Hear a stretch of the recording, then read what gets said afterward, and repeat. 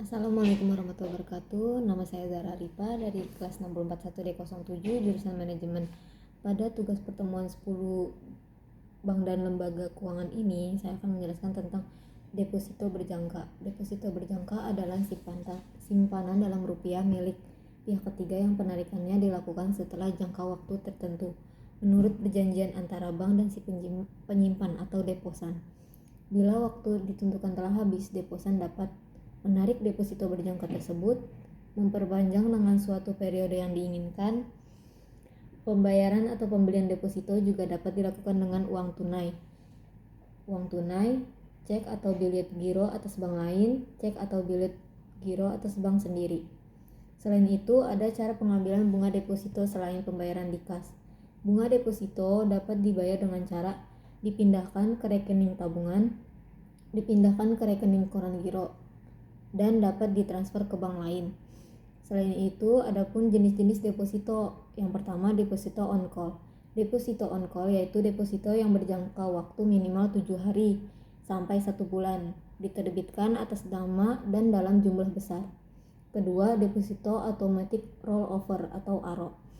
Deposito yang bila sudah jatuh tempo akan berputar kembali satu periode secara otomatis. 3. Sertifikat deposito.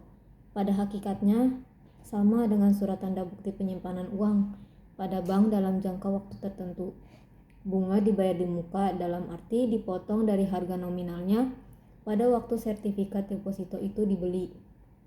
Selanjutnya, travel checkbook, yaitu alat pembayaran semacam cek yang diciptakan untuk orang bepergian dan dapat diuangkan pada kantor bank yang mengeluarkan atau pada pihak yang ditunjuk. Cek perjalanan dapat dibayar oleh perusahaan yang mengeluarkannya dan dijual dengan angka nominal tertentu dan dijamin dari kehilangan atau pencurian. Keuntungan dari menggunakan travel check antara lain memberikan kemudahan berbelanja, mengurangi risiko kehilangan uang, memberikan rasa percaya diri, dapat dijadikan cenderamata ataupun hadiah buat teman. Biasanya dalam pembelian travel check tidak dikenakan biaya. Begitu pula pada saat pencairannya, namun hal ini sangat bergantung kepada bank yang menerbitkannya. Selanjutnya, Pusat Informasi Pasar Uang atau PIPU, yaitu suatu sistem otomatisasi yang dapat menyediakan informasi pasar uang secara real time, tepat waktu, akurat, efektif, dan komprehensif bagi bank pemerintah, Bank Indonesia, dan pelanggan PIPU. Untuk lebih lengkapnya, berikut adalah elemen-elemen dalam market pasar uang. Yang pertama, interbank call money, yaitu suatu fasilitas dalam jangka pendek yang dibutuhkan oleh bank untuk memenuhi kewajibannya pada pihak ketiga dengan jalan menghubungi via telepon bank yang kelebihan dana. Kedua, interbank time deposit, yaitu suatu fasilitas dana antar bank yang berjangka waktu minimal 1 bulan. Penarikannya hanya dapat dilakukan sesuai tanggal jatuh tempo yang telah ada pada perjanjian. Ketiga, interbank deposit on call, suatu fasilitas dana antar bank yang penarikannya dilakukan dengan menghubungi bank terlebih dahulu dengan jangka waktu bebas, biasanya 1 minggu. Keempat, sertifikat deposito antar bank, fasilitas dana antar bank berjangka waktu minimal 1 bulan yang dilakukan dengan cara diskonto. Artinya, saat melakukan penempatan dana, bunganya dibayar di muka. Kelima, sertifikat Bank Indonesia, yaitu surat berharga atas unjuk dalam rupiah yang diterbitkan oleh Bank Indonesia sebagai tanda bukti bahwa sejumlah uang nominal dalam rupiah telah disetor oleh pihak pemegangnya dan dapat diambil lagi setelah jatuh tempo. Keenam, surat berharga pasar uang. Surat yaitu suatu surat warkat transaksi lelang gadai ulang surat-surat berharga piutang pada umumnya yang tergolong sehat kepada Bank Indonesia untuk jangka waktu tertentu. Selanjutnya, clearing. Clearing adalah alat pertukaran warkat atau data keuangan elektronik antar bank, baik atas nama bank maupun nasabah yang hasil perhitungannya diselesaikan pada waktu tertentu. Sistem otomasi clearing ini dimulai pada tahun 1990. Dalam sistem ini, bank tidak perlu lagi mengumpulkan warkat. Selanjutnya, L or C, Dalam bahasa Indonesia disebut dengan surat kredit berdokumen, yang merupakan salah satu jasa yang ditawarkan bank dalam rangka pembelian barang, berupa penangguhan pembayaran pembelian oleh pembeli sejak LOC dibuka sampai dengan jangka waktu tertentu perjanjian.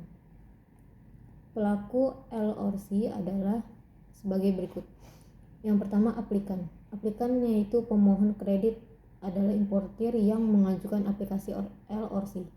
Kedua, issuing bank atau opening, adalah bank yang membuka LOC. Ketiga, advising bank, adalah bank yang meneruskan LOC. Keempat, confirming bank, adalah bank yang melakukan konfirmasi atas permintaan issuing bank dan menjamin sepenuhnya pembayaran.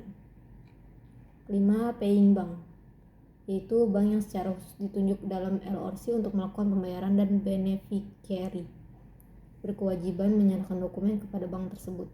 Keenam, beneficiary adalah eksportir yang menerima LOC.